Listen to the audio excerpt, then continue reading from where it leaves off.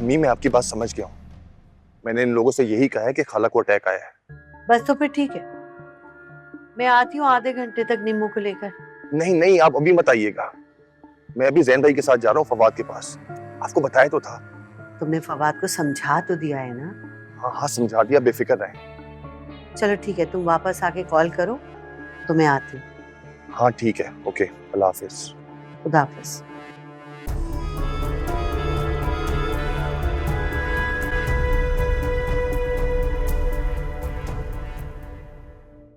Aunty, कल शायद mall में किसी ने मुझे वलीद के साथ देख लिया था। पुप्पू बहुत खफा हुई उसके बाद। अरे इसमें खफा होने वाली क्या बात है? उससे इजाजत ली थी मैंने। उन्हें मुझसे खफा होने का बहाना चाहिए होता है, और उनसे ज्यादा बातें तो मुझे ज़ारा ने सुनाई है। उसे क्या हक है भला? पुप्पू ने अपने साथ साथ उसे भी हक दिया हुआ है मुझे जलील करने का। अफसोस होता है मुझे माजिदा की ज़हनियत पर। सॉरी बेटा, तुम्हें मेरी वजह से इतनी बातें सुननी पड़ी हैं।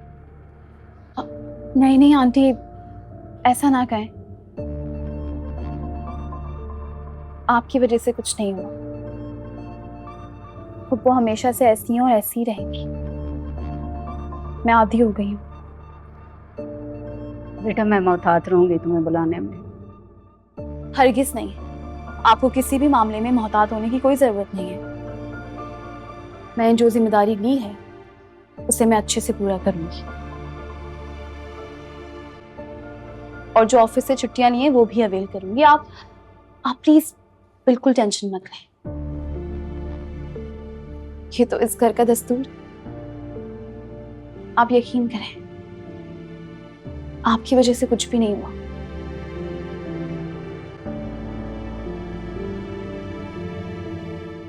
आपने मुझे अपनी बेटी कहा है ना, तो अपनी इस बेटी को उसका फर्ज पूरा करने थे। खुदा हाफिज। खुदा हाफिज। क्या हुआ माँ? किसका फोन था? मनायल का। बहुत परेशान थी बेचारी। मेरे पूछने पे बड़ी मुश्किल से बताया उसने कि माजिदा और ज़ारा ने उसे बहुत बुरा भला कहा है।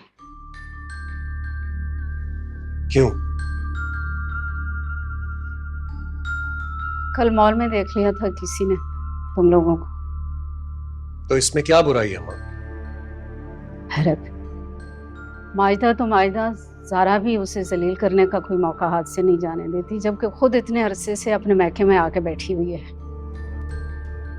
इन लोगों की ज़हनियत ही गंदी है, अच्छी बात सोच ही नहीं सकते। कल ज़ारा जब मुझे मॉल में मिली थी तो तब तो बहुत खुश हो रही थी सबा को देखकर। अब क्या हो गया? बहुत चालाक है, उससे तो बच के रहना चाहिए।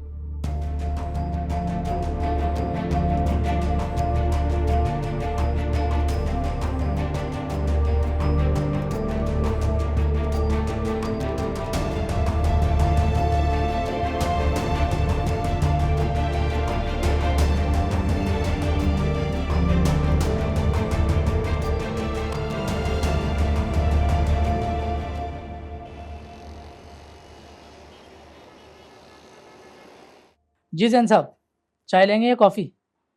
आप नहीं प्लीज, तकल्लुफ की कोई जरूरत नहीं। अरे तकल्लुफ की क्या बात है, आप पहली बार आए मेरे ऑफिस। फवाद, कॉफी मंगवा लो।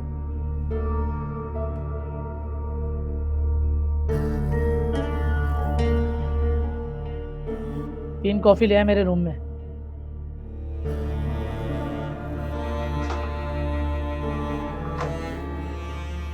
आपकी बहुत मेहरबानी, आप इसे हमारे ऑफिस ले आए, वरना ये बड़े लोग हमें कहाँ घास डालते हैं। क्यों शर्मिंदा कर रहे हो? सच तो कह रहा हूँ यार, तुझ जैसा काबिल बंदा जिसके पीछे इतने स्पॉन्सर हो और तू उन्हें लिफ्ट ही नहीं कराता। यार तुम तो जानते हो कि मैं किसी के लिए बाउंड होके काम नहीं कर सकता। अरे तो अपनी शराइत पे काम करो ना यार। अच्छा अच्छा, इन बातों को छोड़ो और जिस काम के लिए हम लोग आए ना उसकी बात करो। जी जैन साहब, अनान मुझे बता रहा था कि आपको हमारी डील के बारे में कुछ शक व शुबात है? अरे नहीं, शक शुबात नहीं है। बस मैं ये चाहता हूँ कि जो भी आप लोगों के दरमियान में डील है वो इन राइटिंग हो तो अच्छा है।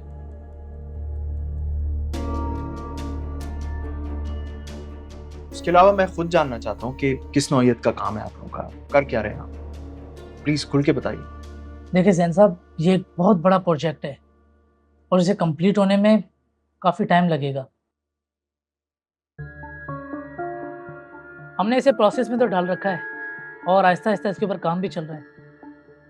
एक प्रोडक्शन हाउस खोलना, टेक्नीशियन को हायर करना, बड़े बड़े प्रोजेक्ट पे काम करना, इस पर टाइम तो लगता है। बाकी आप ये सारी बातें छोड़ें, आप ये हमारी फ़ाइल है, इसके अंदर क्लाइंट और फाइनेंसर की डिटेल मौजूद है, आप चेक कर लें। सारी चीज़ें देख के फिर आप मुझे बताएं। नहीं, मुझे अंदाजा है इस बात का कि इस तरह के कामों में टाइम तो लगता है। देखें, हनान ने मुझे जो भी अमाउंट दिया है ये मेरे पास अमानत है और हम इस प्रोजेक्ट में 50-50 के पार्टनर हैं।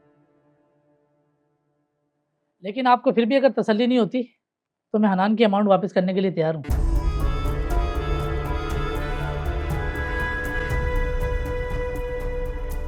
क्योंकि मेरे पास हनान से बड़े फाइनेंसर मौजूद हैं। अरे नहीं, देखिए मैं तो ये चाहता हूँ कि आप और हनान दोनों मिलके आगे प्रोग्रेस करें, और उसमें अगर मेरी किसी किस्म की भी आपको हेल्प की जरूरत है तो मैं हाजिर हूँ। बाकी मैं यही कहूँगा कि देखें, ये जो भी मामलात होते हैं ये बेहतर यही होता है कि इन रिटन फॉर्म हो तो अच्छा है। दोस्ती का कुछ पता नहीं होता। बाकी आप लोग दोनों समझदार हैं।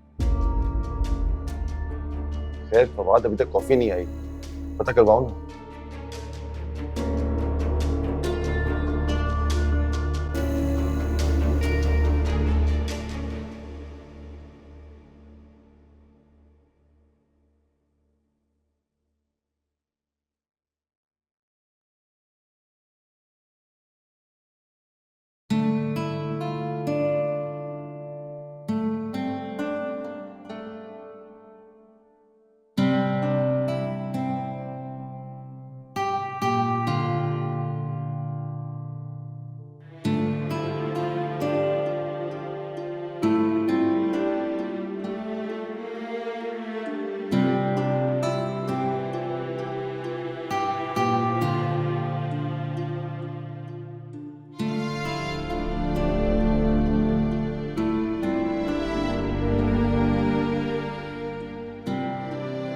वलीद,